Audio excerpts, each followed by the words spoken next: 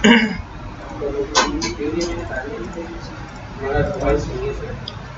जी, आज हमारा टॉपिक जो स्टार्ट हो रहा है वो है PL/SQL। PL/SQL एक जो है वो लैंग्वेज है। जिस तरह हमने SQL की लैंग्वेज पढ़ी है, इसी तरह PL/SQL भी एक लैंग्वेज है।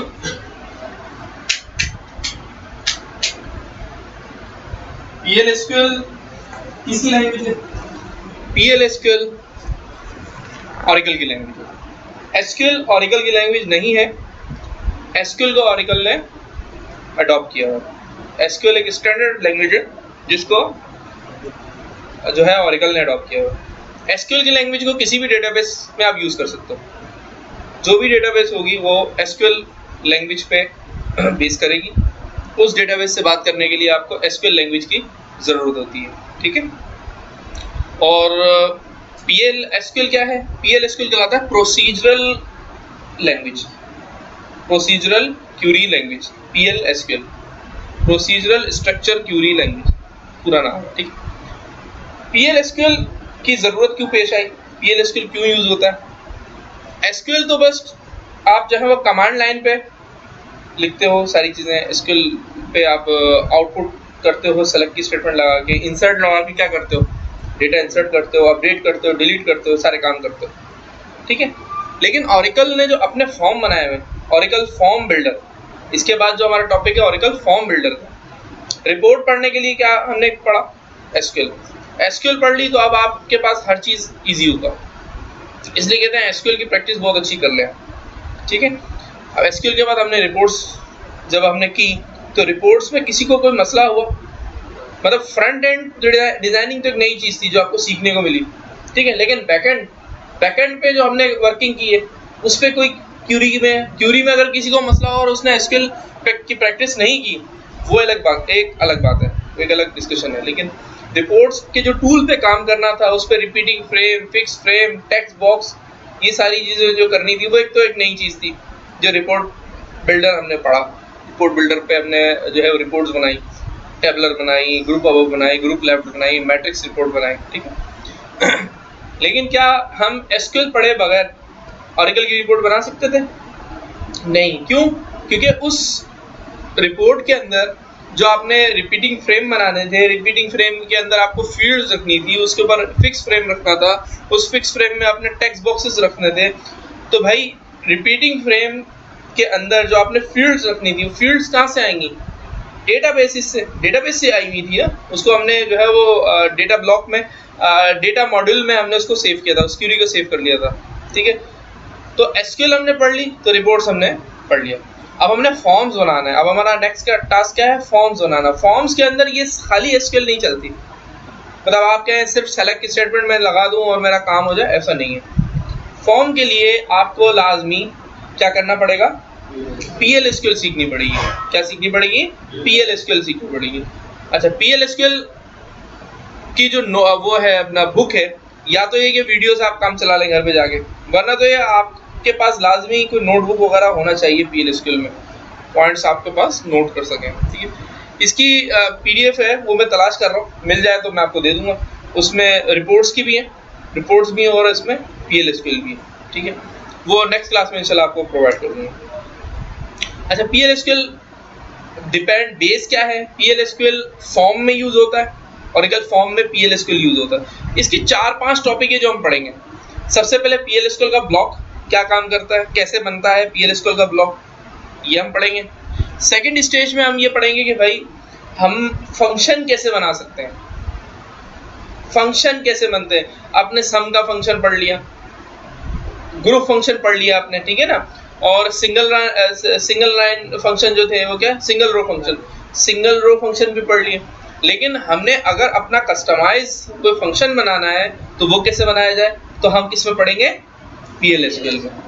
उस किस में पढ़ेंगे? PL/SQL में।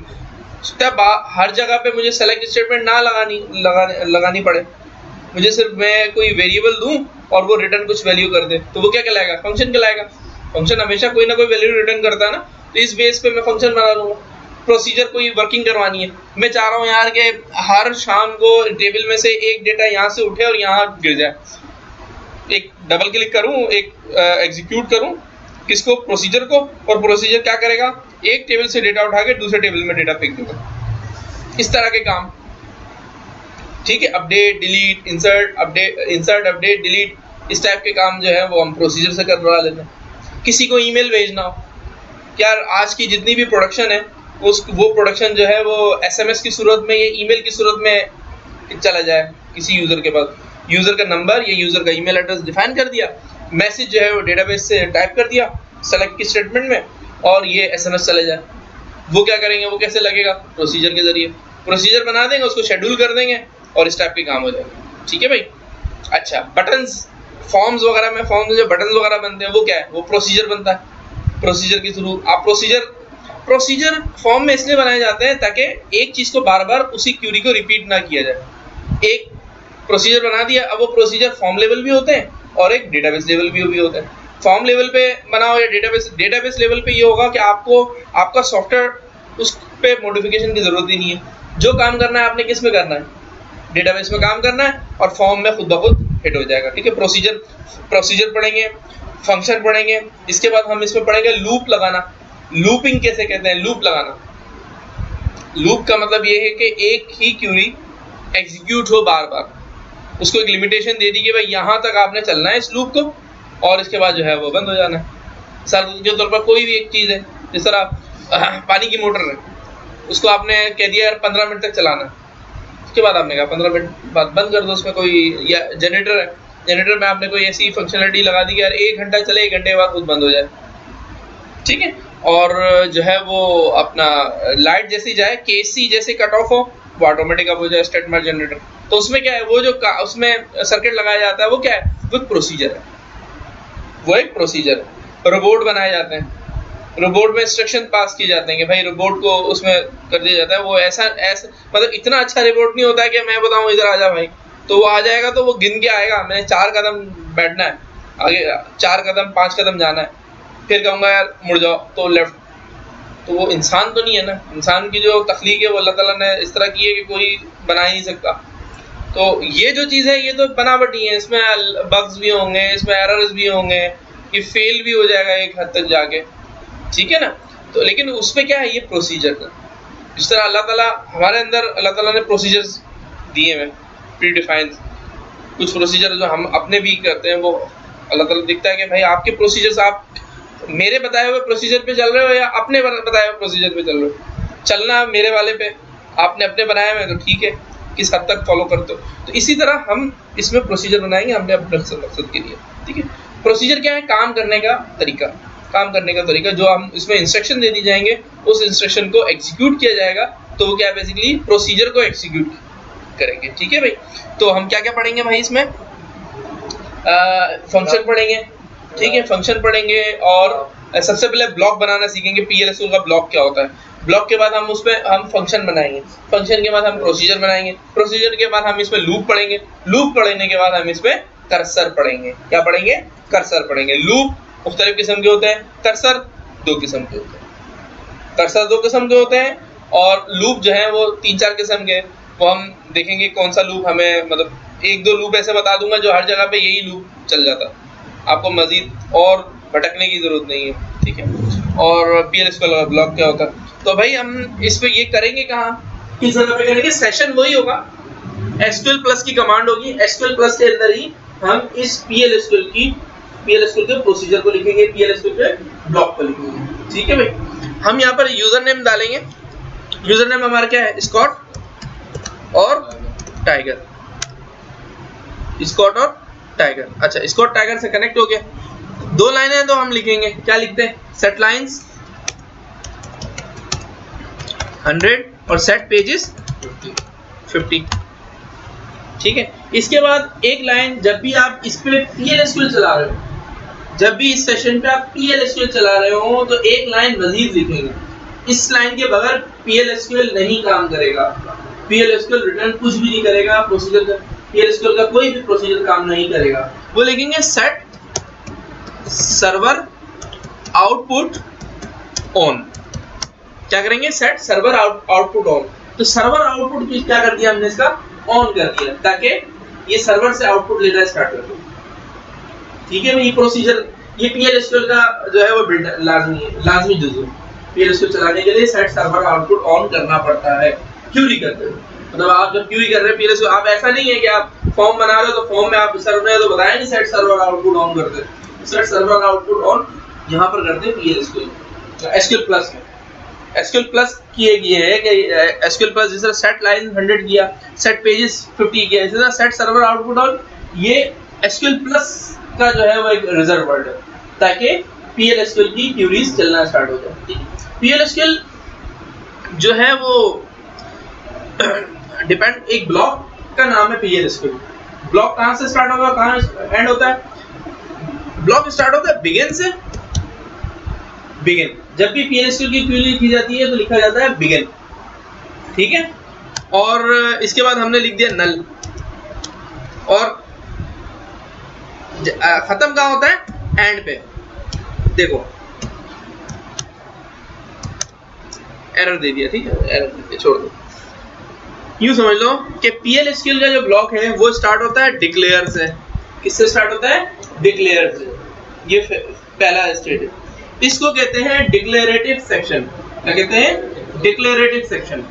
डिक्लेयर अगर आप कहीं पे लगा दो तो ये क्या कहलाता है? Declarative section. डिक्लेयर क्यों लगाते हैं? अगर कोई हम यहाँ पर वेरिएबल यूज कर रहे हैं, वेरिएबल का मतलब ये है कि कोई भी ABC कोई भी वर्ड यहाँ पर हम इस डिक्लेरेटिव सेक्शन में हम टेम्पररी तौर पर स्टोर कर सकते हैं। मिसाल के तौर पर मैंने एक नाम दिया, मैंने कहा यार मुझे इस डिक्लेरेटिव सेक्शन में एम्प्लॉय का नाम सेव करवाना है। क्या सेव करवाना है? नाम सेव करवाना है। अब नाम सेव करवाना है तो नाम e-name से उठेगा कहाँ से? e-name से। जाएगा कहाँ? तो यहाँ पर एक हम डिक्लेरेटिव सेक्शन में एक डिक्लेयर कर देते हैं, e-name चुके हुआ है तो हमने कहा यार PV_e_name, हमने कहा एक वेरिएबल डिक्लेयर कर दो यहाँ पर जिसमें हम एम्प्लॉय का नाम मूव करवाएंगे, ठीक है। ये डिक्लेरेटिव सेक्शन है। अच्छा, नाम मूव करवाने पे जो आपने वेरिएबल लिखा है इसकी डेटा टाइप भी डिफाइन करनी पड़ेगी। तो e-name नाम इसमें आएगा, तो नाम की डेटा टाइप क्या होनी चाहिए? varchar2। हमने कहा varchar2 डाल दो। कितने? हमने कहा यार इसमें 40 कैरेक्टर। अच्छा, ये डिक्लेरेटिव सेक्शन मैंने दिया। आप अगर एक से ज्यादा डिक्लेरेटिव सेक्शन में डिक्लेयर वेरिएबल डिफाइन करना चाहो तो भी कर सकते हो। आपने कहा यार मैं v_e_name की जगह मैं EMP मैं सैलरी भी डालना चाह रहा हूँ, ठीक है। अभी फिलहाल ये देखो कि डिक्लेरेटिव सेक्शन में एक मैंने वेरिएबल डिफाइन कर दिया, ठीक है। ये मैं यहाँ पर बंद कर देता हूँ। मैं अब स्टार्ट करता हूँ इसका नेक्स्ट सेशन, ठीक है। नेक्स्ट सेक्शन, पहला था डिक्लेरेटिव सेक्शन और अब जो है वो ये होगा एग्जीक्यूट सेक्शन, ठीक है। ये स्टार्ट होगा बिगिन से। कहां से स्टार्ट होगा? बिगिन, ठीक है, बिगिन से। अब जो क्यूरी आप लिखोगे ना वो बिगिन के बाद लिखोगे। जो आप फंक्शन लिखोगे, जो काम करोगे वो किसके बाद करोगे? बिगिन के बाद करोगे। बिगिन से पहले डिक्लेरेटिव सेक्शन होता है, उसमें क्या किया जाता है? डिक्लेयर किया जाता है। क्या डिक्लेयर किया जाता है? Variable declare. क्या डिक्लेयर किया जाता है? वेरिएबल डिक्लेयर किया जाता है या फिर कर्सर डिक्लेयर किया जाता है। वेरिएबल या फिर कर्सर डिक्लेयर किया जाता है, ठीक है भाई। अब मैंने कहा बिगिन के बाद अब अगर मैं कोई इसमें मूव ना करवाना चाहूँ, ऊपर वेरिएबल में कुछ मूव ना करवाना चाहूँ, मैं सिर्फ कहूँ यार जो मैं कह रहा हूँ वो रिटर्न आ जाए। जो भी मैं टाइप लिख दूं और मैं कहूँ यार रिटर्न, यहाँ से PL/SQL के ब्लॉक से अगर कोई चीज रिटर्न करवानी हो, प्रिंट करवानी हो, नीचे कहते हैं प्रिंट करवानी हो, तो प्रिंट करवाने का एक मेथड है, वो कहलाता है DBMS output dot put underscore line। ये याद रखना पड़ेगा, DBMS underscore output dot put underscore line, ठीक है। और इसके बाद मैंने ब्रैकेट लगाया और मैंने कहा कि इसमें लिखा हुआ आ जाए पाकिस्तान। क्या लिखा हुआ आ जाए? पाकिस्तान। यानी कि रिटर्न में जब मैं इस ब्लॉक को चलाऊंगा, इस ब्लॉक को एग्जीक्यूट करूंगा तो क्या लिखा हुआ आ जाए? पाकिस्तान लिखा हुआ आ जाए, ठीक है। अच्छा, ये DBMS output dot put line bracket और स्टेटमेंट टर्मिनेटर, नेक्स्ट पे मैंने कहा इसको खत्म कर दो, इसका मतलब है इसको मैं क्या करूंगा, एंड कर दूंगा, एंड के बाद स्टेटमेंट टर्मिनेट, ठीक है। और फिर एंड में जब इसको एग्जीक्यूट करना हो तो बैकस्लैश से एग्जीक्यूट करते हैं, एंटर करेंगे तो ये क्या कह रहा है, देखें लाइन में क्या कह रहा है, PL/SQL प्रोसीजर सक्सेसफुली कंप्लीटेड, क्या है, PL/SQL प्रोसीजर सक्सेसफुली कंप्लीटेड, और जवाब क्या मिला इसको, पाकिस्तान। मिसाल के तौर पर अभी मैं डिक्लेरेटिव सेक्शन पे नहीं जाता, तो मैं सिर्फ बिगिन और एंड लगा के भी इसको डिफाइन कर सकता हूं। मैं कहूंगा यार बिगिन, जवाब में मुझे नहीं चाहिए कुछ प्रिंट नहीं करवाना, ठीक है, प्रिंट नहीं करवाना, तो लेकिन आपको कुछ ना कुछ देना पड़ेगा। हम यहाँ पर नल दे देते हैं, क्या दे देते हैं, नल, ठीक है, और एंड लिख देते हैं। जवाब क्या दिया उसने, PL/SQL प्रोसीजर सक्सेसफुली कंप्लीटेड। इसका मतलब है कि आपने जो PL/SQL का जो ब्लॉक डिफाइन किया है, ये भी एक छोटा ब्लॉक है, बिगिन स्टार्ट और एंड इख्तिताम, ठीक है, बिगिन और एंड के दरमियान आपने नल लिख दिया, तो जवाब क्या दिया उसने, PL/SQL procedure successfully completed, PL/SQL procedure जो है वो कंप्लीट हो गया सक्सेसफुली। उसने रिटर्न नहीं दिया, हमने कहा ही नहीं इसको रिटर्न करवाने के लिए। अगर हमें कहना होता है भाई रिटर्न करवाओ कोई वैल्यू, तो हम क्या लिखते हैं, DBMS underscore output dot put underscore line, और ब्रैकेट में लिख देते जो हमें चाहिए, ठीक है भाई। अब हम कह रहे हैं कि ठीक है हमें चाहिए, हमें क्या चाहिए, बिगिन, हम कहेंगे DBMS output dot put underscore line, और हमने कहा इधर फैसल, ठीक है, यहां तक लिख लिया ब्रैकेट में, वो जो वैल्यू है वो जो लेके आ रहे हैं वो लिख दिया मैंने। अच्छा ये कोटेशन इसलिए लिखा मैं रिटर्न क्या करवा रहा हूँ, करेक्टर, कोटेशन का पता है ना, SQL भूले तो नहीं हो भाई, कोटेशन का मतलब ये है कि मुझे रिटर्न में क्या करना लेना है, कैरेक्टर लेना है, ठीक है, कैरेक्टर लेना है, इसलिए रिटर्न में ये आ गया। और अगर मुझे नंबर लेना होता तो मैं कोटेशन नहीं डालता, ठीक है। और इसके बाद एंड पे खत्म, और स्टेटमेंट ये बैकस्लैश। तो इसने क्या किया, PL/SQL procedure complete successfully completed, और रिटर्न क्या करवाया, फैसल, क्या करवाया, रिटर्न फैसल। आई समझ में बात। तो ये होता है PL/SQL का ब्लॉक इतना सा। ये अगर आप इसकी मैथमेटिक्स समझ गए, इसका कॉन्सेप्ट समझ गए, तो आगे सारी चीजें आपके लिए ओके, आप कहीं पे भी नहीं फंसोगे। तो कहां से स्टार्ट होता है, बिगिन और एंड पे। बिगिन और एंड के दरमियान जो लिखोगे वो आपका प्रोसीजर ब्लॉक कहलाता है, लेकिन लिखना सही है, गलत लिखोगे तो वो एरर दे देगा। मिसाल के तौर पर मैंने बिगिन और एंड लिखना था, बीच में नल लिखना पड़ा, अगर सिर्फ बिगिन और एंड लिख दूंगा एरर दे देगा। वो कह रहा भाई एंड लिख लिया तो ये कुछ लॉजिकल ही नहीं है, तो कुछ ना कुछ वैल्यू दो ताकि रिटर्न में कुछ ना कुछ वैल्यू आए, ना आए तो वो खत्म नहीं कर रहा ना, बिगिन और एंड का प्रोसीजर खत्म नहीं कर रहा, ठीक है। अब हम एक जो है वो एक क्यूरी पे चलते हैं, क्यूरी हम ये कहते हैं कि भाई हम अपने पास जो है वो हम कहते हैं 7369 एक जो है वो एम्प्लॉय का रिकॉर्ड है, selected from EMP where EMPNO is equal to 7369। जवाब आ गया, क्या आया, स्मिथ। अब मैं कह रहा हूँ यार स्मिथ का जो रिकॉर्ड आया है ये तो मैंने कैसे लेके आया क्यूरी से। और अगर मैं कहूँ यार सिर्फ मुझे ईनेम चाहिए तो मैं क्या लिखूंगा, select ename from EMP where EMPNO is equal to 7369, return आ गया, स्मिथ आ गया। लेकिन ये मुझे काम करना है PL/SQL से, किससे करना है, PL/SQL से ही काम करना है। रिटर्न में क्या है, स्मिथ आया लिखा, लेकिन मुझे किससे करना है, PL/SQL से करना है। अब PL/SQL से जो मैं काम करूंगा, तो अगर मुझे सिंपल यही करना होता कि select ename from EMP where EMPNO is equal to 7369, तो मैं तो यही लिख देता। मैं इस पूरी क्यूरी को उठा के PL/SQL में क्यों लिखूं? तो PL/SQL में लिखने का मकसद ये है कि या तो मुझे फंक्शन बनाना है, या मुझे कोई प्रोसीजर बनाना है, या मुझे इस प्रोसीजर को फॉर्म पे कॉल लगाना है, फॉर्म पे कोई प्रोसीजर या फंक्शन या कोई ट्रिगर लगाना। फॉर्म पे आगे पढ़ोगे ट्रिगर क्या होता है, तो वो ट्रिगर लगाना, तब ये मैं काम करूंगा, ठीक है। इस काम के लिए तो मुझे सेलेक्ट स्टेटमेंट से सिर्फ सेलेक्ट स्टेटमेंट से नहीं चाहिए, सेलेक्ट ईनेम फ्रॉम EMP, मुझे PL/SQL ब्लॉक चाहिए। तो PL-SQL ये कहता है कि PL-SQL में जब भी सेलेक्ट की कमांड लिखोगे ना, सेलेक्ट ename from emp, ये तो वो कहता है भाई जब भी सेलेक्ट की कमांड लिखोगे तो सेलेक्ट ऐसे ही कुछ रिटर्न नहीं करेगा। सेलेक्ट के बाद जो वेरिएबल, सेलेक्ट के बाद जो डेटा ले रहे हो उसको डिक्लेरेटिव सेक्शन में फेंको। कहाँ फेंको? डिक्लेरेटिव सेक्शन में फेंको और फिर इसको रिटर्न करो। और एक वक्त में एक रिकॉर्ड लाओ। मल्टीपल रिकॉर्ड चाहिए तो लूप लगाओ।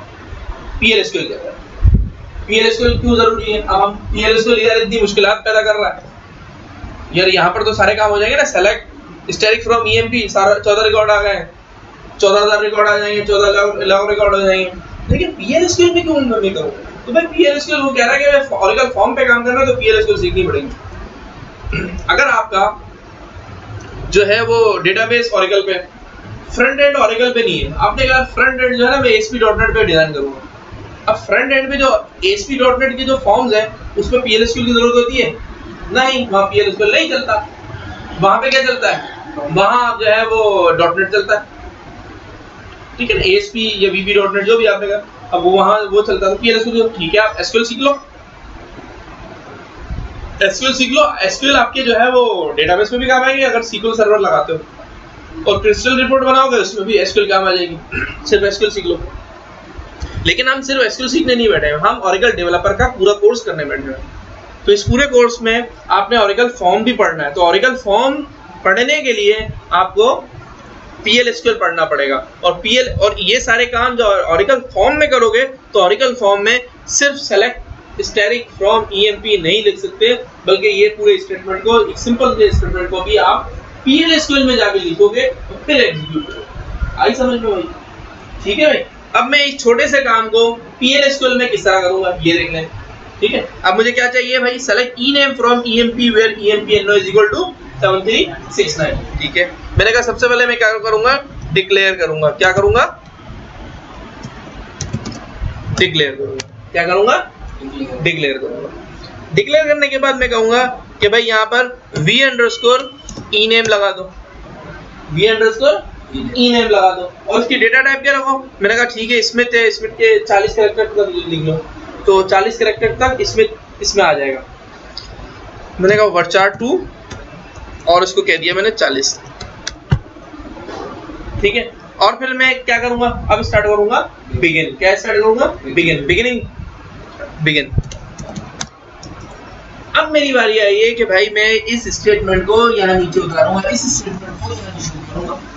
अब जब ये स्टेटमेंट नीचे आएगा तो फिर कैसे आएगा? ये यूं आएगा सेलेक्ट, क्योंकि ये पूरी स्टेटमेंट सेम डिटो कभी नीचे नहीं आ सकती, थोड़ी सी चेंजेस करनी पड़ेगी। सेलेक्ट ename, आप कहेगा सेलेक्ट ename फ्रॉम EMP नहीं कर सकते हो। किसमें? PL-SQL में। सिंपल SQL चला रहे हो तो वहां यूज हो जाएगा। PL-SQL के ब्लॉक में ये इस तरह नहीं जाएगा। इसको क्या करना पड़ेगा? इस ename को इनटू करके डिक्लेरेटिव सेक्शन में फेंकना पड़ेगा। क्या करना पड़ेगा? इनटू। किसमें? v_ename, इसमें मैंने कहा v_ename में फेंको। ठीक है, v_ename में फेंको। From EMP where EMP is equal to 7369। ठीक है, स्टेटमेंट टर्मिनेटर, एंटर, फिर एंड, और अब वो कह रहा है PL-SQL प्रोसीजर कंप्लीट हो गया है। फिर PL-SQL प्रोसीजर सक्सेसफुली कंप्लीटेड हो गया। रिटर्न कुछ नहीं दिया उसने। हमने इसको कहा रिटर्न देने के लिए, हमने नहीं कहा। हम रिटर्न कैसे करेंगे उसको? रिटर्न वाला कॉल करवाएंगे। रिटर्न वाला जो सिंटैक्स है वो कैसे कॉल होगा? dbms_output.put_line। ठीक है, और फिर ब्रैकेट में क्या लिख देंगे? जो ऊपर वैल्यू डिक्लेरेटिव सेक्शन में जो डिक्लेयर किया है वेरिएबल, वो वेरिएबल लिख देंगे। ठीक है, अब हम क्या करेंगे? अब हम इसमें dbms output.put_line। ठीक है, और ब्रैकेट में क्या लिखूंगा? v_ename।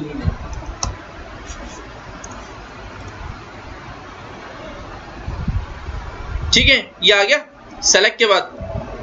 ठीक है, अब मैं स्टेटमेंट बैकस्लैश एंटर। अब क्या आया? रिटर्न।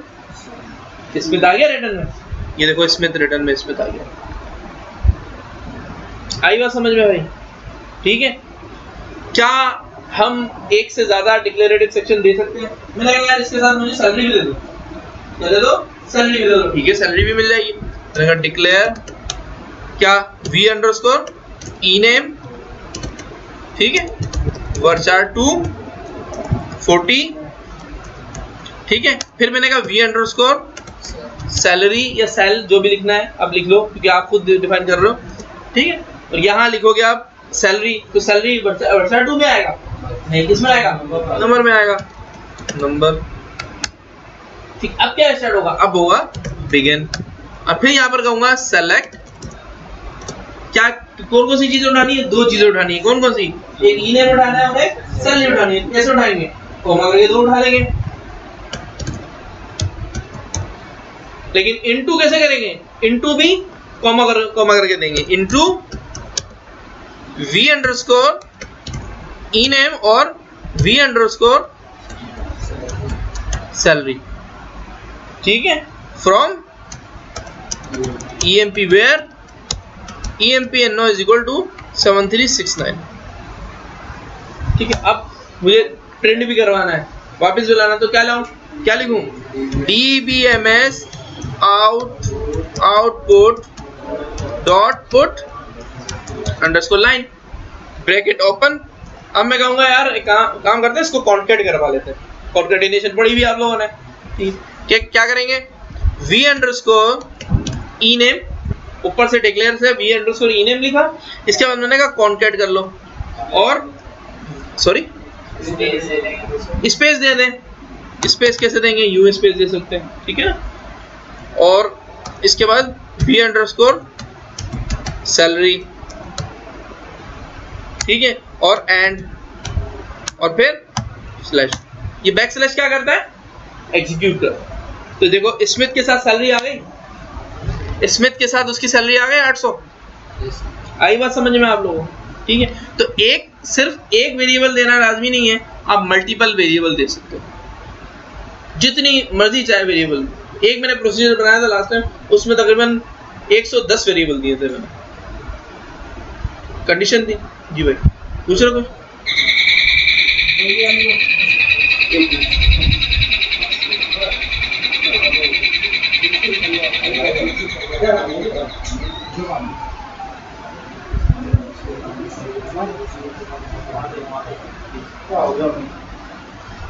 आई नहीं लाइट, कौन सा एरिया भाई? ये कहाँ आ गया मैं? हाँ अच्छा भाई,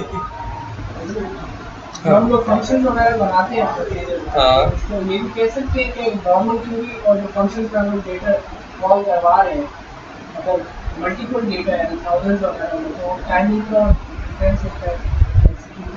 समझा नहीं मैं।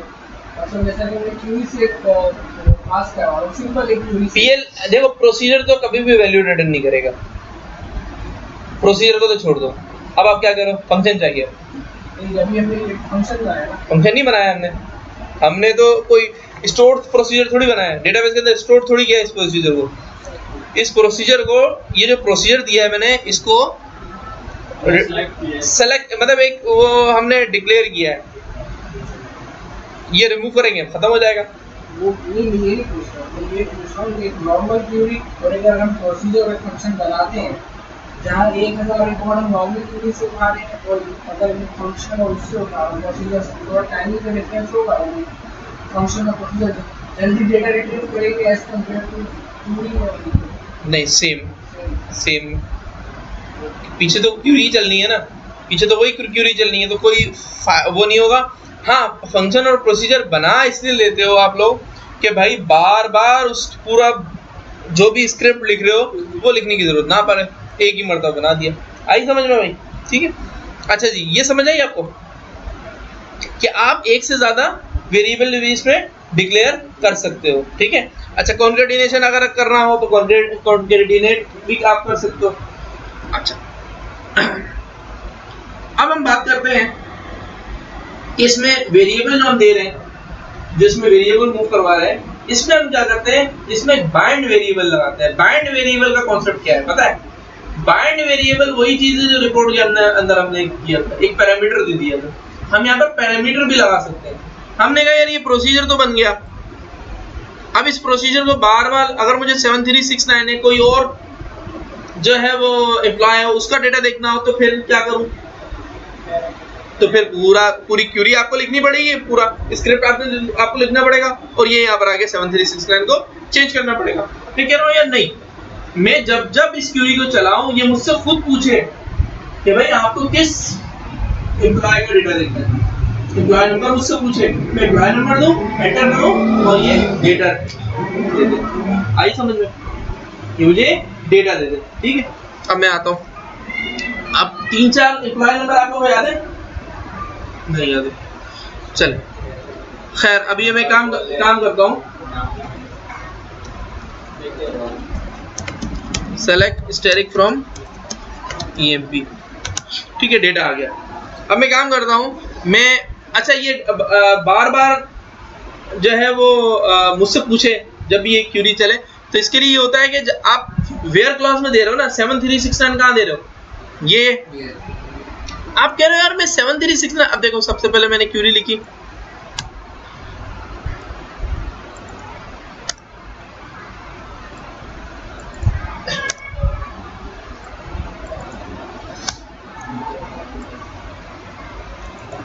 ठीक है, यहाँ तक हो। अब 7369 दूंगा तो 7369 का दे देगा। मुझे चेंज करना, अब मैं कह रहा हूँ मुझे चेंज ना करना पड़े, मुझे खुद इसमें मुझसे ये खुद मांगे। मैंने कहा ठीक है, अगर ये मुझसे खुद मांगे तो यहाँ पर एक पैरामीटर डिफाइन करना पड़ेगा जिसको कहते हैं बाइंड पैरामीटर। क्या यूज करना पड़ेगा? Bind parameter. तो मैं यहाँ पर M% लगाऊंगा, M%, देखो M% लगाया, M% ये परसेंटेज का वो होता है ना, एंड का निशान होता है आपका 7 नंबर का, ऊपर जो 7 नंबर है आपके, अगर यहाँ पर कीबोर्ड है, लैपटॉप है तो 7 नंबर यहाँ होगा, ठीक है, वरना तो आपके कीबोर्ड के ऊपर M% बना हुआ है और परसेंटेज के साथ स्टेरिक के लेफ्ट साइड। अच्छा यहाँ पर अब आप लिखोगे यार मुझे मैं जो इसमें जो वेरिएबल दूंगा मैं खुद दूंगा, मैं इसमें खुद दूंगा। तो मैंने कहा ठीक है इसमें खुद दे देते हैं, मैंने कहा v_empno दे रहा हूँ।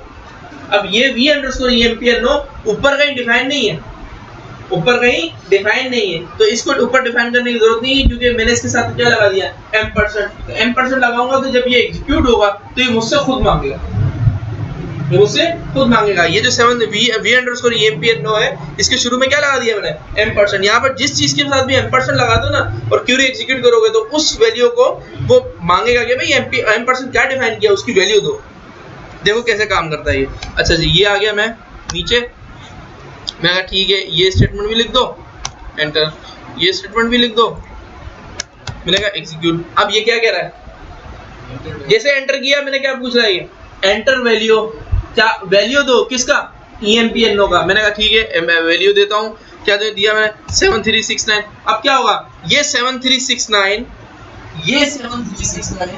जब मैं वैल्यू दूंगा तो ये 7369 यहाँ जाएगा, जब ये यहाँ जाएगा तो ये क्यूरी पड़ेगा, ये क्यूरी पड़ेगा तो जवाब में क्या लाएगा स्मिथ और सैलरी कितनी लाएगा 800 और ये ऊपर फेंक देगा, ऊपर फेंकने के बाद ये DKFS आउटपुट में देके मुझे रिटर्न कर देगा।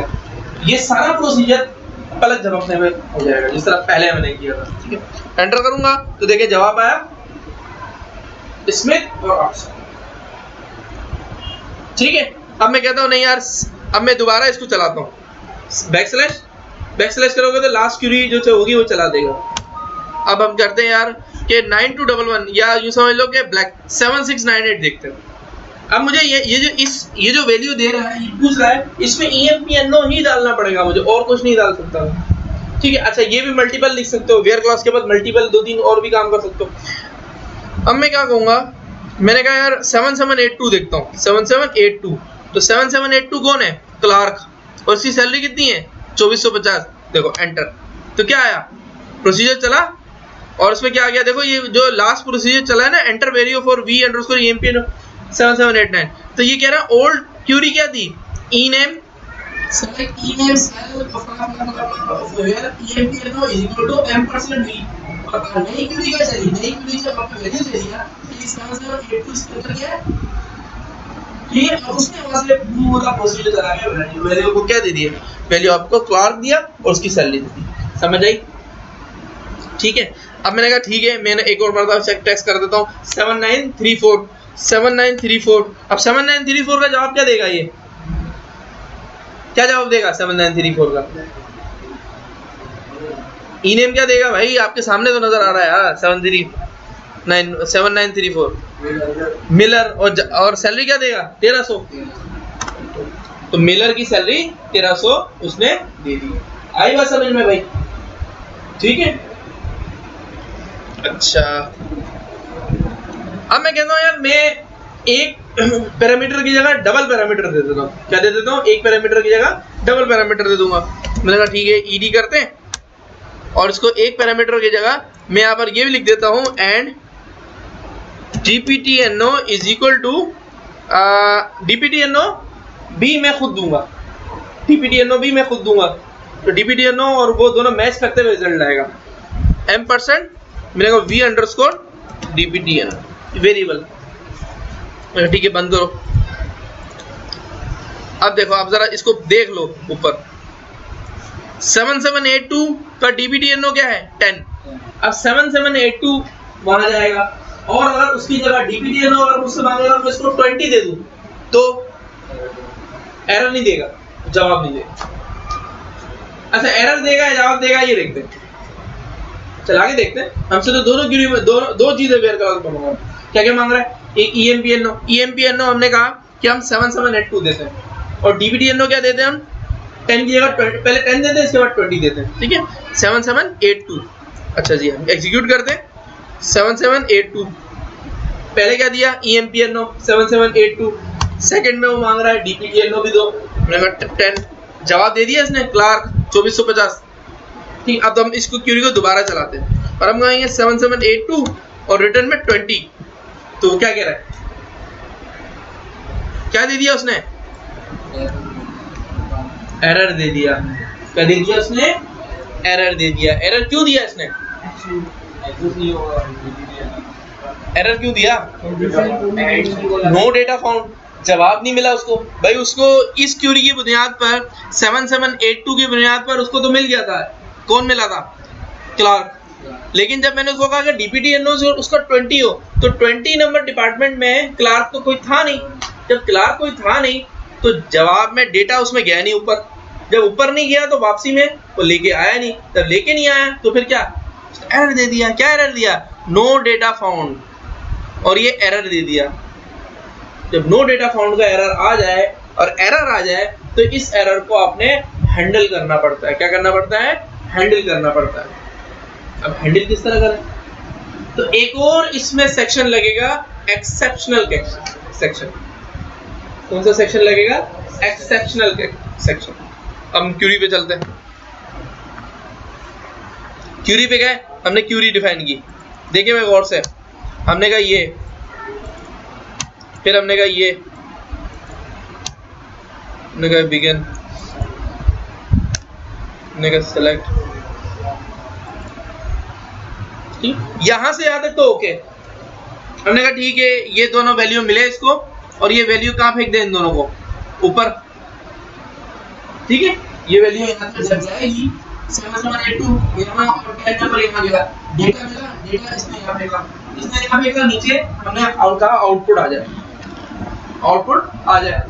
तो यहां से डेटा गया और नीचे हमने इसके सेकंड स्टेज पे हमने इससे रिटर्न भी ले लिया। हो सकता है डेटा ना आए, हो सकता है डेटा ना आए, तो सेकंड वाली जो क्वेरी जाएगी 7782 में और 20 नंबर इक्वल टू 20 दिया, तो फिर क्या किया उसने? डेटा नहीं आया, सेकंड चीज हो गई ना। तो अब यहाँ पर लगेगा एक्सेप्शन। क्या लगेगा? एक्सेप्शन। तो ये क्या कहलाता है? Exceptional condition. कि अगर कुछ ना मिले, अगर ये यूं हो जाए तो क्या हो, ये भी बताना पड़ता है।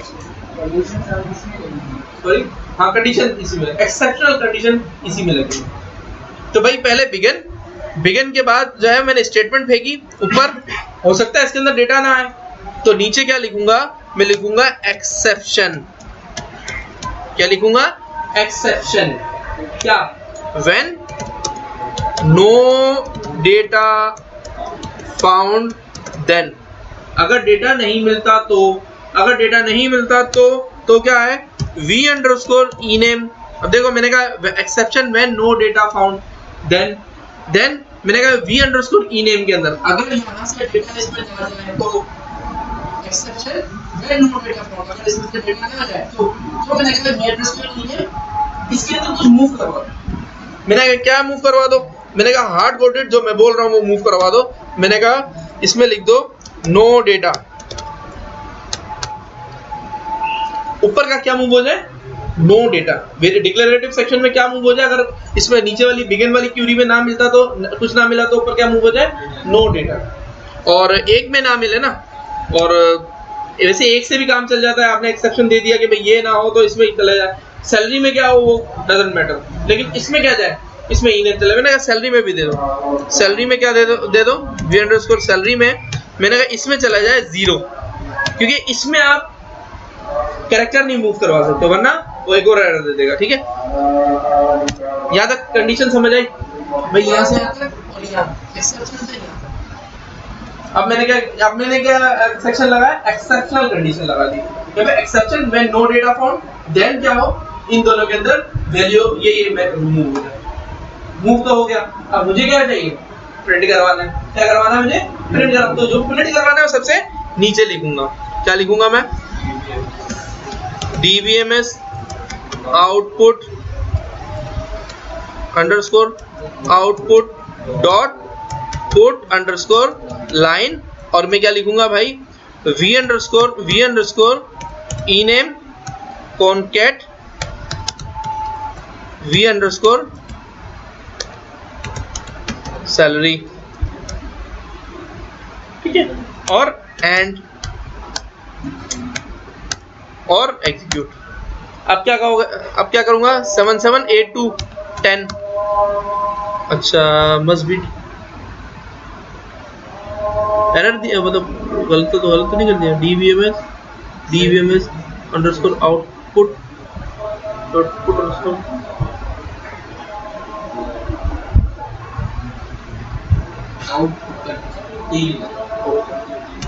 आउट का टी नहीं लगा हुआ था।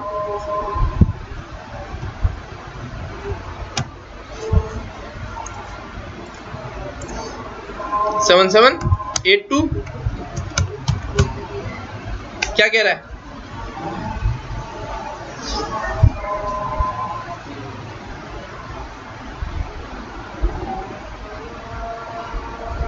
Seven 782 10 number.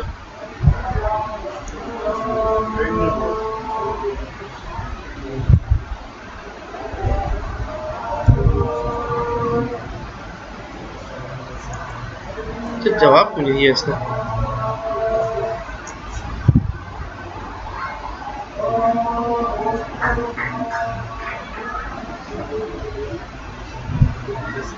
अच्छा ये असल में ये ऊपर लिखना पड़ता है इसको।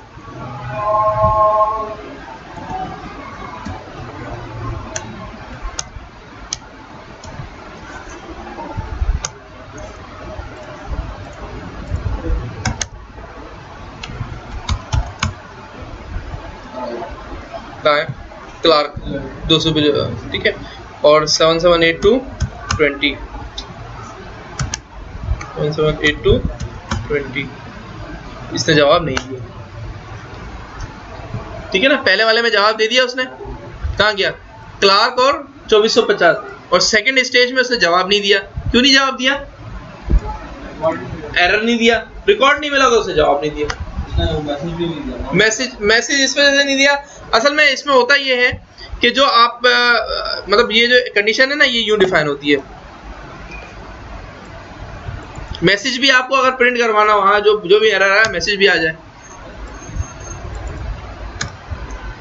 तो उसमें बिगिन 2 लगाने पड़ते हैं। हमने कहा बिगिन, एक बड़ा वाला बिगिन, ठीक है, इसमें एक और नीचे बिगिन स्टार्ट हो जाएगा।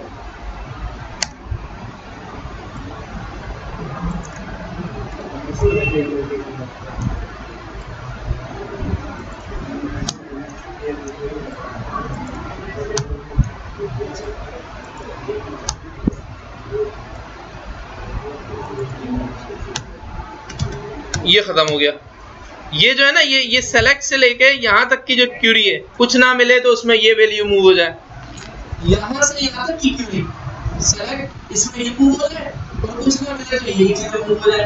ये क्वेश्चन एक बिगिन के अंदर बदलता है, एक बिगिन और एंड के। और ऊपर वाला जो बिगिन चल रहा है वो कैसे एंड होगा? वो एंड होगा किससे? DBMS output dot put line से। डिक्लेयर एक ही चल रहा होगा, ये डिक्लेयर, उसके नीचे जितने भी बिगिन चल रहे होंगे उसके अंदर यूज हो रहा होगा।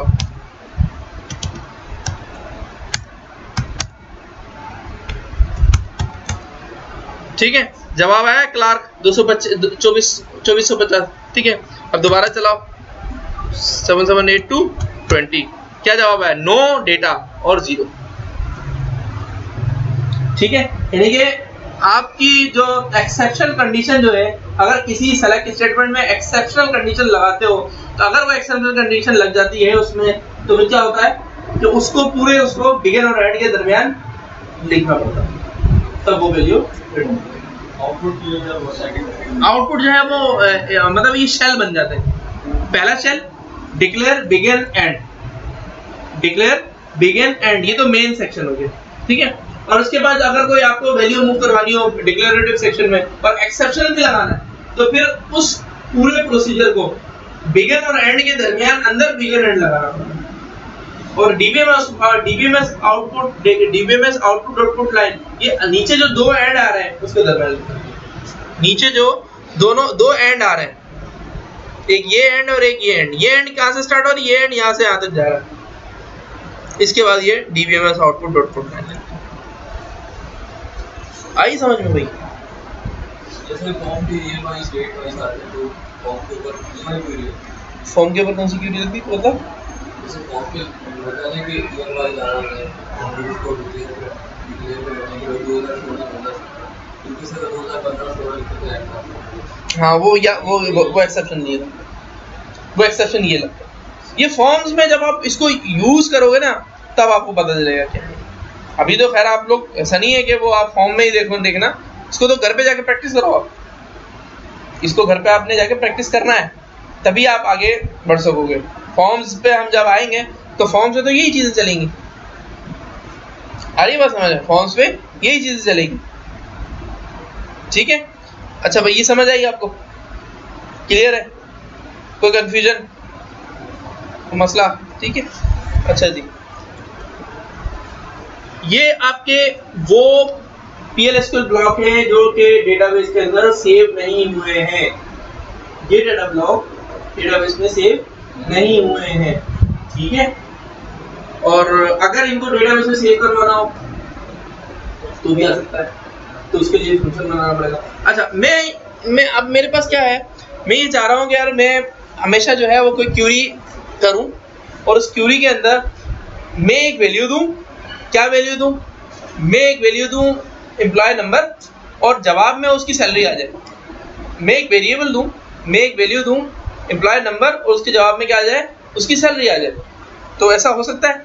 हमने कहा एक काम करते हैं, इसके लिए एक फंक्शन बना लेते हैं, क्योंकि उसके जवाब में क्या आ जाए? उसकी सैलरी आ जाए। तो जवाब कौन सी क्यूरी वापस रिटर्न वैल्यू करेगी? फंक्शन वैल्यू रिटर्न करेगा। तो ये किया। अब इसका पता नहीं है, प्रोसीजर बनाया, फंक्शन बनाया, क्योंकि ये आपने इसको कोई नाम नहीं दिया ना।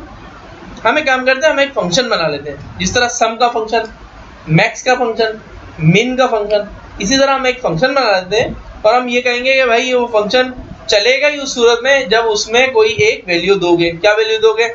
एम्प्लॉय नंबर दोगे। आप एम्प्लॉय नंबर दोगे और जवाब में क्या देगा? वो जब फंक्शन चलाओगे, फंक्शन को किस में लिख सकते हो आप? सेलेक्ट स्टेटमेंट में लिख सकते हो। जब सेलेक्ट स्टेटमेंट में लिखोगे आप, तो फिर क्या देगा? वो वैल्यू उसकी सैलरी दे देगा।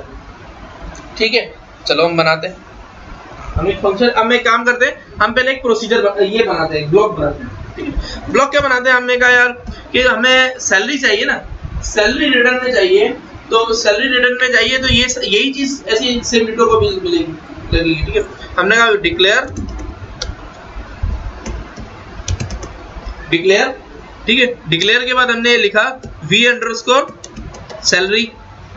ठीक है भाई, गौर से देखना, नंबर। अच्छा, एक चीज ये होती है अगर आप ये देना चाहोगे यार, आपको पता है यार कि डेटा कहां से उठेगा,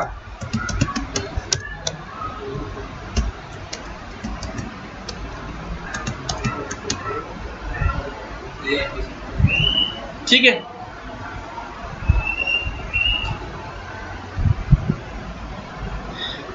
अच्छा, ये सैलरी कहां से उठेगी, ईएमपी के टेबल से तो उठेगी, लेकिन कॉलम का नाम क्या होगा। अब सेल का जो परसेंट वो है डेटा टाइप है, वो हमें पता है नहीं पता। अगर उसकी कुछ और हुई और यहाँ पर मैंने कुछ और लिख दिया तो क्या करूँ, ये तो आप तुक्का लगा के लिख पा रहे हो भाई। आप सैलरी लिख दिए, सैलरी ले लो ना, सैलरी तो नंबर पे चल जाएगी, लेकिन अगर कहीं पर वहां पर जो है वो 20 डिजिट तक वैल्यू आ रही है और आपने यहाँ पर 10 डिजिट लिख दिया तो फिर तो एरर दे देगा ना। तो फिर आप ये कहोगे यार मुझे पता है यार ये सैलरी कहां से उठ के आनी है, सैलरी उठ के आनी है ईएमपी से, सैलरी कहां से उठ के आनी है ईएमपी से। तो ईएमपी की जो सैलरी है उसका डेटा टाइप अगर यहाँ लगा दिया जाए, जो उसका डेटा टाइप होगा वो यहाँ आ जाए, होना तो यही चाहिए ना, होना तो यही चाहिए। जो ईएमपी के अंदर जो सेल का कॉलम है, सेल के कॉलम की जो डेटा टाइप है वही इसकी डेटा टाइप होनी चाहिए ना। तो इसकी ये तरीका भी है, स्पेस देके आप लिखो EMP dot sal percent type, EMP dot sal, EMP की जो सेल सैलरी वाला जो कॉलम है उसकी जो भी डेटा टाइप होगी वो इसकी आ जाए, हाँ उसकी डेटा टाइप उठा के ले आएगा ये लिखने से EMP dot sal percent type, ठीक है। अब मैंने कहा ठीक है स्टार्ट करो बिगिन। अब मैंने कहा यार ये मुझे हो सकता है फंक्शन वैल्यू रिटर्न करेगा, उसको कुछ ना मिले तो क्या करें, एरर दे देगा, एरर दे देगा। मैंने कहा ठीक है एरर देगा ना, तो एक काम करते हैं जो एरर वाली जो एक्सेप्शन है उसको एक अलग से ब्लॉक में लिखेंगे, ठीक है। एक बिगिन लिख लिया, एक बिगिन स्पेस के बाद लिख लो या यहाँ लिख दो, मैंने कहा एक बिगिन, और मैंने कहा सेलेक्ट, दो बिगिन लिखे, समझ आई। एक ये बिगिन जो लिखेंगे एक्सेप्शन तक चलेगा ये, select sal from EMP where EMPNO, मैं EMPNO दूंगा ना, EMPNO is equal to V underscore EMPNO ampersand V underscore EMPNO, ठीक है। और मैंने कहा ये हो गया, और exception when no data found, then क्या है V अंडरस्कोर सैलरी के अंदर चला जाए, क्या चला जाए, क्या चला जाए, इसके लिए कॉलन ब्रैकेट चला जाए, क्या चला जाए, 0 चला जाए। Exception when no data found then V salary के अंदर क्या चला जाए, 0 चला जाए। और ये एंड खत्म हो गया, ये एंड खत्म हो गया,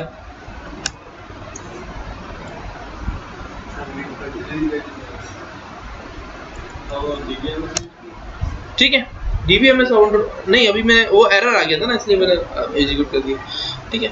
मैंने कहा ये इसको एंड कर दूं, अब मैं लिखूंगा DBMS output dot put underscore line. जवाब में क्या आया, मैंने कहा इसको दे दे सैलरी रिटर्न कर दे, V अंडरस्कोर सैलरी जो डिक्लेयर में किया है, ब्रैकेट बंद। और अब एंड, अब 7782, अच्छा ये क्या कह रहा है, इनटू क्लॉज, आपने इनटू क्लॉज नहीं लिखा, देखो ये कह रहा है an into clause is expected in this select statement. देखो कह रहा है सेलेक्ट स्टेटमेंट में इनटू क्लॉज होना चाहिए, आपने डिक्लेरेटिव सेक्शन लिख लिया लेकिन इनटू नहीं दिया। मैंने कहा इनटू क्या, इनटू V अंडरस्कोर सैलरी, ठीक है। 7782 क्या जवाब आ रहा है, 2450, सैलरी क्या दे रहा है, 2450, ठीक है। यानी कि मेरा प्रोसीजर ओके, जब मैं ये ओके कर दूंगा तो इसके बाद मैं इसका क्या बनाऊंगा, फंक्शन। अब बारी आती है फंक्शन बनाने की, क्या आती है बारी फंक्शन बनाने की। फंक्शन बनाने का क्या तरीका है, फंक्शन बना रहा हूँ ना तो क्या कर रहा हूँ, बेसिकली क्रिएट कर रहा हूँ, टेबल बनाया, क्रिएट टेबल, व्यू बनाया, क्रिएट व्यू, फंक्शन बनाओ, फंक्शन इसलिए ताकि मुझे मैं उसमें 7782 लिखूं और जवाब में क्या दे दे, वो ये दे दे। ये प्रोसीजर, हाँ ये पूरा बार बार मुझे लिखने की जरूरत नहीं है, बार बार चलाने की जरूरत नहीं है इसको। एक मतलब एक डेटाबेस में एक फंक्शन बना दूंगा, मैंने कहा declare sorry create function, function का नाम देना पड़ेगा। हाँ भाई क्या नाम दे फंक्शन का, empno सेल। इस फंक्शन का क्या नाम दे दिया, empno सेल। अच्छा स्पेस, अब मैं इसमें वैल्यू क्या दूंगा, फंक्शन को चलते हुए क्या वैल्यू दूंगा मैं इसमें। फंक्शन जब चलेगा तो फंक्शन के अंदर वैल्यू क्या पास आउट कराऊंगा तो मुझे सैलरी दे दे। 10% तो डेटा टाइप है ना भाई, मैं वैल्यू क्या दूंगा उसमें, मैं क्या दूंगा भाई, एम्प्लॉय नंबर। क्या दूंगा, एम्प्लॉय दूंगा। आप लोग पता नहीं कहाँ बैठे हुए हैं, इस दुनिया में नहीं हो मुझे लग रहा। अच्छा यहाँ पर क्या दूंगा मैं वैल्यू दूंगा empno और जवाब क्या मिलेगा मुझे, उसकी सैलरी। तो यहाँ क्रिएट फंक्शन फंक्शन का नाम और ब्रैकेट में वो वेरिएबल डिक्लेयर कर दूंगा। यहाँ पर मुझे डिक्लेरेटिव सेक्शन में नहीं जाऊंगा फंक्शन बनाते हुए, मैं यहाँ पर डिक्लेयर कर दूंगा। मैं क्या कर दूंगा, यहाँ पर डिक्लेयर कर दूंगा। क्या डिक्लेयर करूंगा, जो मुझे देना है, जो मुझे लेना है वो नहीं, जो मुझे देना है। क्या देना है, मैं कहूंगा यार मैं v_empno इन varchar2, डेटा किस में जाएगा, varchar2 में, ठीक है। और रिटर्न क्या आएगा, रिटर्न क्या आएगा, सैलरी नंबर या character number. Create function, function का नाम, उसके बाद ब्रैकेट में जो मुझे देना है, फंक्शन चलते हुए जो चीज मैं दूंगा उसको ब्रैकेट में लिखना पड़ेगा विद उसके डेटा टाइप के साथ। ये भाई empno दूंगा लेकिन उसकी डेटा टाइप क्या आएगी, या तो varchar2 होगी। varchar2 के अंदर लिमिट नहीं दे रहा मैं, varchar2 के अंदर यहाँ पर लिमिट नहीं दे रहा कि भाई 4 डिजिट तक 5 डिजिट, मैं कुछ नहीं, जो मैं दूंगा वो ले लेगा, ठीक। और रिटर्न क्या करेगा, नंबर। अब मैं कहूंगा रिटर्न नंबर इज, भाई मैंने कहा क्रिएट फंक्शन, फंक्शन क्रिएट करो empno सेल, मैं इसमें क्या वेरिएबल पास आउट करूंगा, empno, मुझे क्या वापस मिलेगा, नंबर जो कि स्टार्ट हो रहा है इज। अब मैं कहूंगा यार मुझे v_cell और मैंने कहा यार कि emp.cell का पर्सन टाइप, ठीक है। मैंने कहा बिगिन, फिर मैंने कहा बिगिन सेलेक्ट सेल इनटू किसमें, v_cell from emp where empno is equal to, नहीं अब एम्परसेंड नहीं लगेगा। अब ऊपर जो मैंने दिया वो आएगा इसके अंदर। मैंने क्या ऊपर दिया है, v_emp, भाई v_empno यहाँ जाएगा और यहाँ से यहाँ आ जाएगा। मैं कहूँगा v_empno, ठीक है। Statement terminator enter exception when no data found, then क्या है, देन क्या हो, v_cell के अंदर क्या मूव हो जाए, 0, एंड खत्म हो गया। फंक्शन बनाते हुए dbms output dot put line नहीं देते हैं। dbms output dot put line किसका है, रिजर्वर्ड SQL प्लस का है, वो इस स्क्रीन तक चलेगा, टोड पे नहीं चलेगा, इस स्क्रीन तक चलेगा। अब मुझे फंक्शन हमेशा क्या करता है, वैल्यू रिटर्न करता है, तो मैं लिखूंगा रिटर्न। मैं रिटर्न क्या करवाऊंगा, v_cell, जो ऊपर v_cell है वो रिटर्न हो जाएगा, v_cell। Statement terminator enter and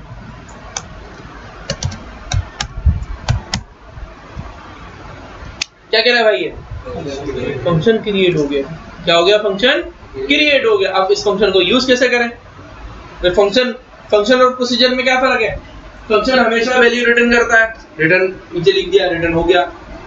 function में लाजमी मैंने कोई वैल्यू दी जाती है, ऊपर वैल्यू दे रहा हूं मैं, वो वैल्यू यहाँ जाएगा, डेटा उठाएगा, इस डिक्लेरेटिव सेक्शन में उठा के फेंकेगा, यहाँ से मुझे रिटर्न कर देगा। कुछ ना मिले तो उसकी जगह क्या फेंक देगा, 0 फेंक देगा। सब कुछ तो हो गई। प्रोसीजर और फंक्शन में एक मेन जो है वो फर्क होता है। प्रोसीजर को कभी भी सेलेक्ट स्टेटमेंट में नहीं लिख सकते, जबकि प्रोसीजर को सेलेक्ट स्टेटमेंट में लिखा जा सकता है। अब मैं क्या करूंगा, अब मैं इस प्रोसीजर को, इस फंक्शन को चलाऊंगा। ये फंक्शन कैसे चलेगा, सेलेक्ट स्टेटमेंट में। मैं कहूंगा सेलेक्ट, क्या लिखूंगा, फंक्शन का नाम क्या है, empno underscore sal, empno underscore sal, और ब्रैकेट में, क्योंकि ये ब्रैकेट में देना पड़ता है ना, ब्रैकेट में मैं दे दूंगा 78, क्या था, कोई भी नंबर दे देंगे, 7782 7782 फ्रॉम, हाँ भाई टेस्ट करने के लिए क्या यूज करते हैं, डुअल, क्या आया 2450। क्या किया उसने, इसने 7782 लिया, इसने इस 7782 को फंक्शन में डाल दिया, फंक्शन में क्या किया, इसका सारी कहानी लिखी हुई थी। 7782 यहाँ आया, ठीक है, और यहाँ आके यहाँ आया, इसने कहाँ से उठाई थी, EMP से वैल्यू उठा के इसमें फेंक दी, इसमें फेंक के वैल्यू रिटर्न कर दी है। कुछ ना मिलता तो क्या जवाब आता, 0। मिसाल के तौर पर इसके अंदर 14042 है,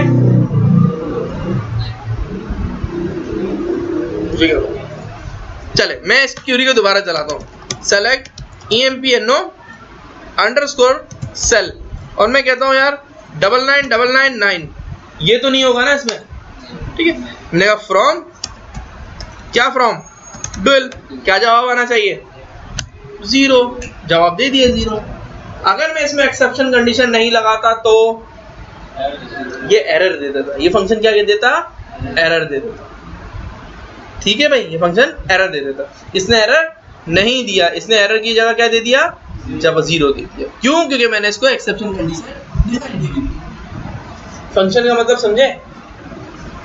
अब आपको लॉजिक समझ आई, सम यूज करते थे, सम जब आप यूज करते थे, सम यूज करते थे, और क्या क्या यूज करते थे, सम, मिन, मैक्स, एवीजी, काउंट, ये क्या करता था, इसके पीछे प्रोसीजर लगा हुआ था, वो किसी भी वैल्यू को लेता था और डेटाबेस के अंदर किया हुआ था कि भाई इसको छोटा कर दो, इसको बड़ा कर दो, इसको नेट कैप कर दो, इसको इसमें से मिन उठा लो, इसमें से मैक्स उठा लो, इसको लोअर कर दो, इसको एल पैड कर दो, इस पे आर पैड कर दो। वो सारे के सारे किसने डिफाइन किए हुए थे फंक्शन, डेटाबेस ने, ऑरेकल डेटाबेस ने डिफाइन किया। और ये कौन बना रहा है, ये हम बना रहे, कस्टमाइज कर रहे हैं। आई बात समझ में। अच्छा, इसको अगर मुझे यूज करना हो कहीं, इस फंक्शन को कहीं यूज करना हो, अच्छा मैं एक काम करता हूँ, मैं लिखता हूँ select static from EMP, data आ गया। अब मैं कहता हूँ यार कि empno ढालू, उससे ename उठा रहा हूँ, और सैलरी इस फंक्शन से बन गया है, सैलरी इस फंक्शन से बन गया है, सैलरी empno से रिलेटेड है। मिसाल मतलब ये है कि सेलेक्ट, मैंने कहा empno ename फ्रॉम EMP, भाई दो चीज़ों ने उठा ली। तीसरी चीज मैंने कहा कॉमा लगा के सेल नहीं उठाओ, बल्कि इस फंक्शन से वैल्यू उठाओ। अब जब इस फंक्शन से वैल्यू उठाऊंगा तो क्या करूंगा, कैसे उठाऊंगा, कुछ भी नहीं करूंगा, मैं कहूंगा सेलेक्ट empno ename, ठीक है, और क्या था empno अंडरस्कोर सेल, यही था फंक्शन।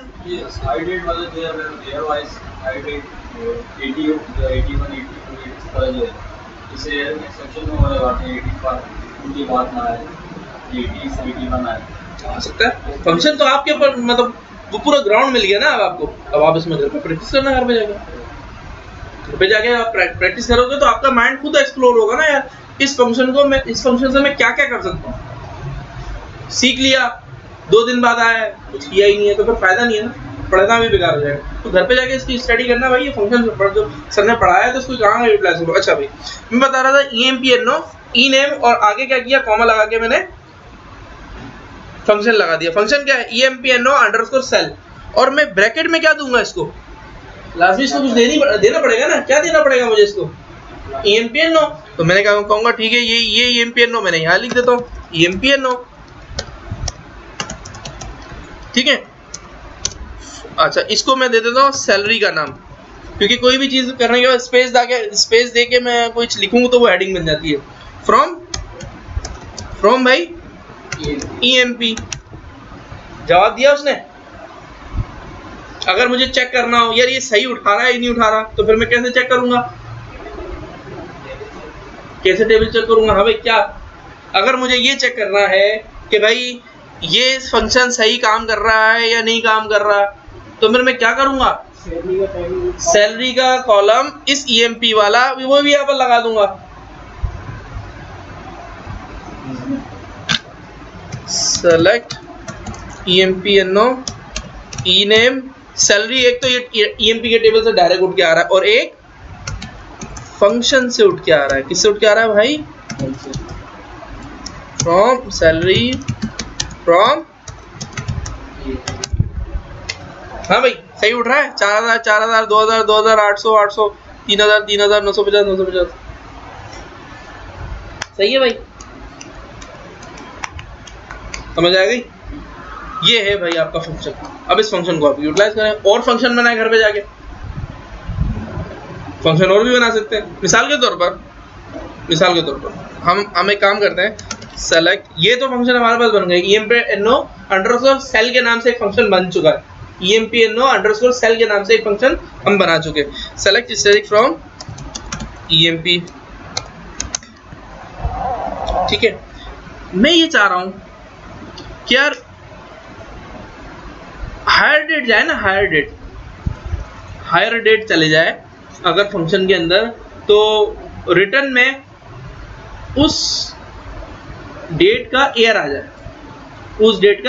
अगर उस डेट का एयर निकालना हो मुझे हायर डेट से, तो मैं क्या करूंगा, 2 लगाऊंगा, 2 हायर डेट कॉमा RR लगा दूंगा। लेकिन मैं एक फंक्शन बनाना चाहता हूं रिटर्न में हायर एयर आ जाए। क्या आ जाए? EMP hire year. ठीक है, चले मैं एक फंक्शन बनाता हूं, इसका नाम होगा EMP underscore hire year. Create, क्या लिखूंगा, function EMP underscore hire year या H एयर लिख लेते हैं। EMP अंडरस्कोर H एयर लिख लिया मैंने। ठीक है, क्या दूंगा इसमें, कौन सी फील्ड दूंगा, एम्प्लॉय दूंगा। क्या दूंगा मैं इसमें, एयर आ जाएगा, हायर डेट दूंगा मैं। क्या दूंगा, हायर डेट दूंगा। तो मैं कहूंगा यार ब्रैकेट में V अंडरस्कोर हायर डेट, किसमें, इसमें क्या डेटा टाइप क्या होगी हायर डेट की, डेट इन डेट। जो मैं दूंगा वो क्या होगी, डेट होगी ना भाई। जो मैं दे रहा हूँ वो क्या दे जा रहा है, डेट। वापिस क्या आ रहा है, डेट आ रहा है, नंबर आ रहा है, या अपना वर्चा 2 आ रहा है, वर्चा 2 आ रहा है, क्योंकि हम डेट को किस में कन्वर्ट कर रहे हैं, कैरेक्टर में। 2 लगा कैरेक्टर में कन्वर्ट कर रहे हैं। बात समझ आ रही है भाई? ऊपर create function EMP H year V hire date in date, क्या था, रिटर्न क्या करेगा,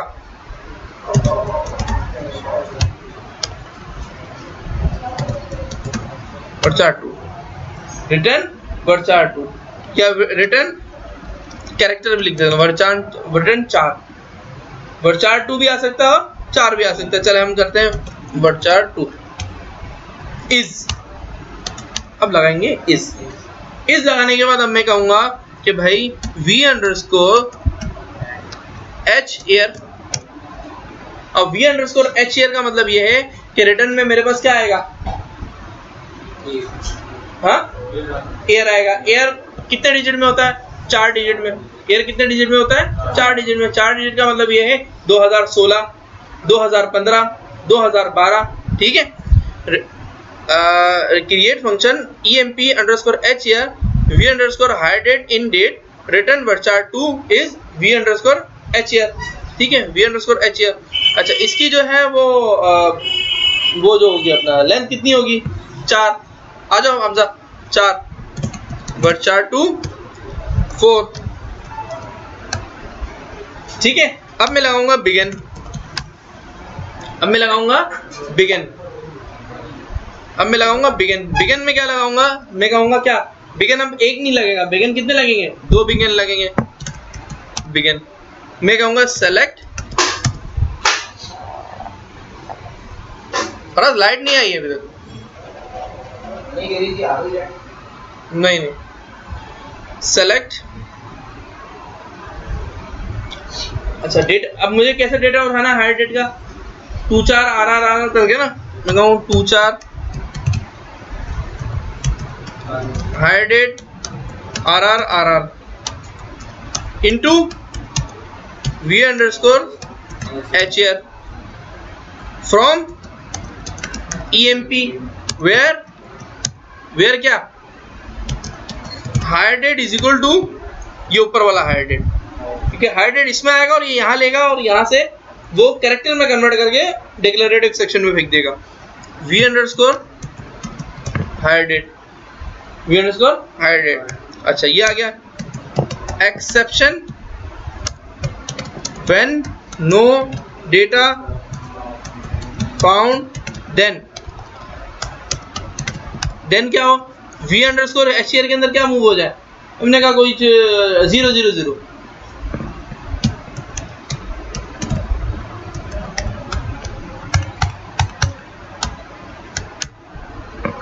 ठीक है। एंड अब क्या करेंगे, हम रिटर्न करवाएंगे, क्या करवाएंगे, रिटर्न, क्या रिटर्न करवाएंगे, यही VHR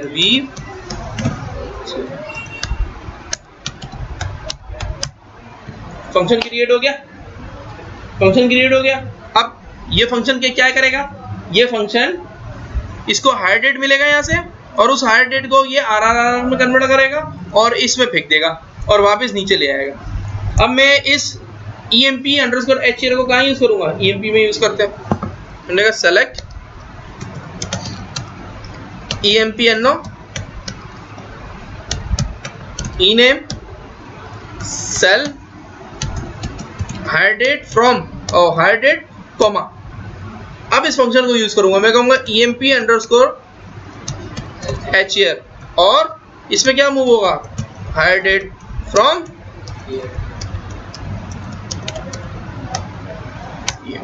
अच्छा क्या कह रहा है,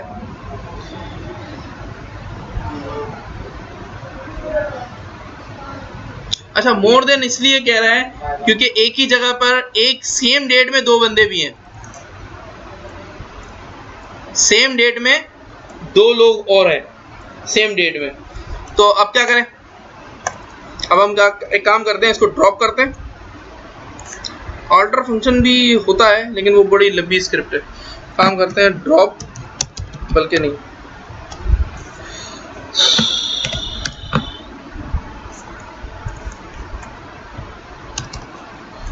हम इसमें एम्प्लॉय का नंबर भी डालेंगे, क्रिएट, अब लिखेंगे चूंकि ये फंक्शन बन चुका है ना, दोबारा इसी नाम से क्रिएट नहीं करने देगा, तो इसके लिए लगाना पड़ेगा क्रिएट और रिप्लेस, क्रिएट और रिप्लेस, रिप्लेस फोर्स, कैसे, फोर्स, क्रिएट और रिप्लेस,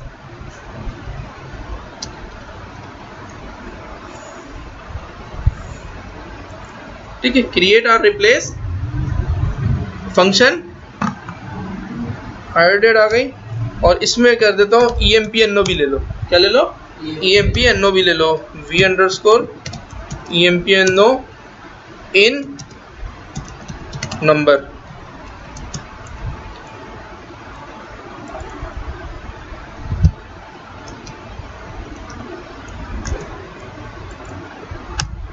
ठीक है, बाकी ऐसे लेकिन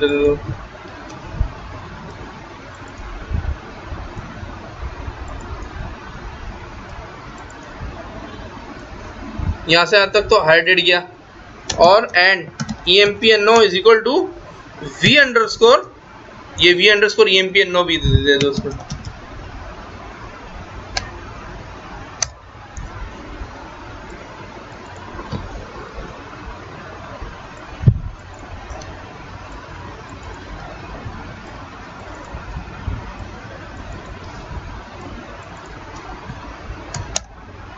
ठीक है। अब मैं क्या करूंगा, अब इस क्यूरी को दोबारा लिखूंगा। अच्छा, अब हायर डेट दिया पहले, और सेकंड में क्या देना पड़ेगा इसको, EMPN। दो वेरिएबल दे दिए ना ऊपर।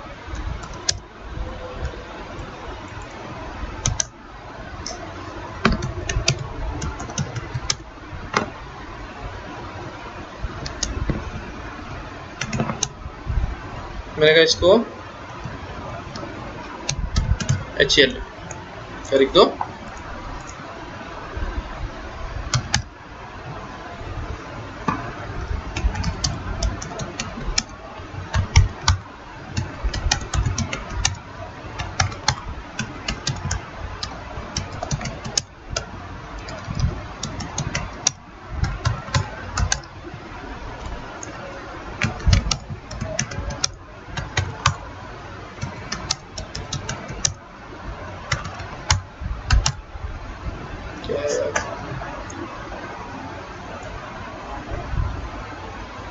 EMPNO ename select EMPNO ename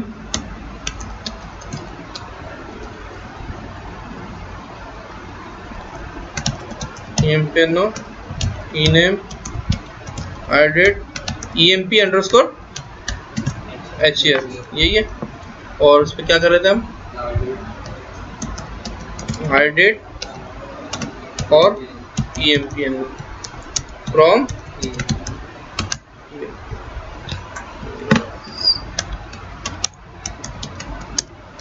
lines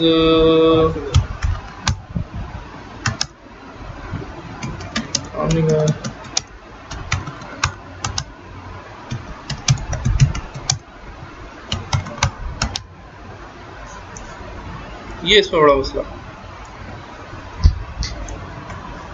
EMPNO ename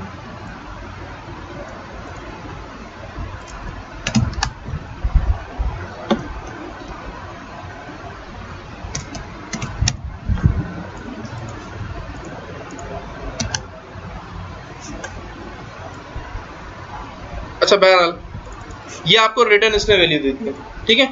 9211 मजर, और इसका हायर डेट कुछ भी नहीं था, तो रिटर्न क्या किया इसने, 0000, ठीक है। वो हेडिंग आगे पीछे कर दी है उसने कॉलम को।